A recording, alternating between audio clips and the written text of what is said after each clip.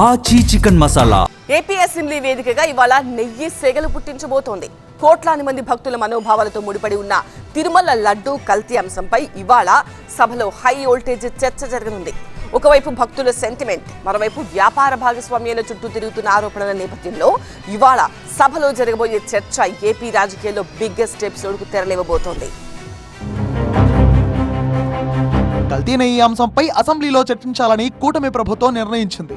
ఇందుకోసం ఇవాళ ప్రశ్నోత్తరాల తర్వాత 0 అవర్ను రద్దు చేసింది. ఉదయం 10:30 నుంచి మధ్యాహ్నం 2 గంటల వరకు నెయ్యి కల్తీపై చర్చించాలని నిర్ణయించింది. ఈ అంశంపై టీడీపీ, జనసేన, బీజేపీలకు చెందిన 10 మంది ఎమ్మెల్యేలతో మాట్లాడించాలని ప్రభుత్వం భావిస్తోంది. డిప్యూటీ సీఎం పవన్ కళ్యాణ్ స్వల్ప అస్వస్థత కారణంగా నిన్న సభకు హాజరు కాలేదు. ఇవాళ సభకు వస్తే ఆయన కూడా ఈ చర్చలో పాల్గొనే అవకాశం ఉన్నట్టుగా తెలుస్తోంది. ఇక మధ్యాహ్నం 12:30 నుంచి సీఎం చంద్రబాబు నాయుడు కల్తీ నెయ్యిపై ప్రకటన చేస్తారు. అసెంబ్లీ లాబీలో చిట్ చాట్ నిర్వహించిన మంత్రి లోకేష్ దేవదేవుడికి జరిగిన మహాపచారాన్ని అసెంబ్లీ వేదికగా బయటపెడతామన్నారు. అసెంబ్లీకి రావాలని ఎవరూ బొట్టు పెట్టి పిలవరంటూ వైసీపీకి సెటైర్లు వేశారు. సభకు రావడం సభ్యులుగా వారి బాధ్యత అన్నారు.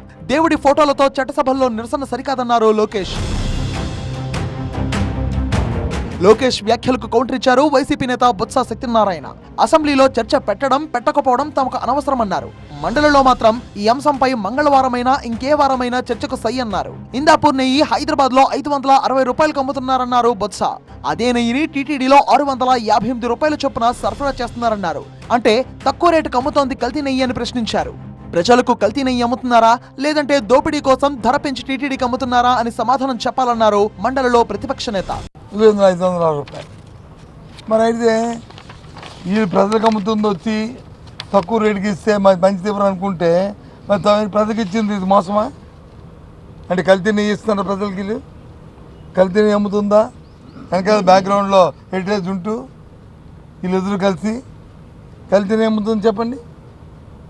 లేదు తిరుపతి దేవస్థానం కానీ మరి ఇచ్చింది ఏదైతే మరి 600 మరి 100 రూపాయలు అవుతున్నట్టుగా ఈ 100 రూపాయలు అధికంగా దేవదేవుడి తాలూకా ఆ ధనాన్ని నేను దోచుకున్నట్టుగా కదా. ఆ కంపెనీ పేరుతో సహా ఇవన్నీ 548 రూపాయలకి ఇచ్చి గీ నెయ్యి చూసుకుందంటే క్లియర్గా ఉంది గీ అని లీటర్ అని. మరి అయితే మరి రిటైల్కి వచ్చి 500 రూపాయలకి ఇచ్చినప్పుడు హోల్సేల్లో మరి తిరుపతి దేవస్థానానికి ఇచ్చినప్పుడు ఆ దైవత్వంతో దేవుడిది కదా అని చెప్పి రూపాయి తగ్గించిస్తారు కదా ఎవరైనా.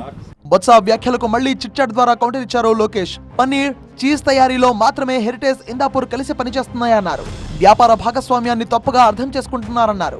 హెరిటేజ్ కు ప్రభుత్వానికి సంబంధం ఏంటన్నారు. బొత్సకు కో పార్ట్నర్, కో మ్యానుఫ్యాక్చరర్ కు తేడా తెలీదా అని ప్రశ్నించారు. గతంలో భారతీయ సిమెంట్స్ కు 100 కోట్ల భూములు ఇచ్చినట్లు ప్రభుత్వ డబ్బులు తాము తీసుకోవడం లేదన్నారు నారా లోకేష్. కూటమి ప్రభుత్వం అసెంబ్లీలో కల్తీ నెయ్యి పైన చర్చకు సిద్ధమైన వేళ అసెంబ్లీ వేదికగా చోటు చేసుకునే వాదనలు, వాస్తవాలపైన ఆసక్తి నెలకొంది.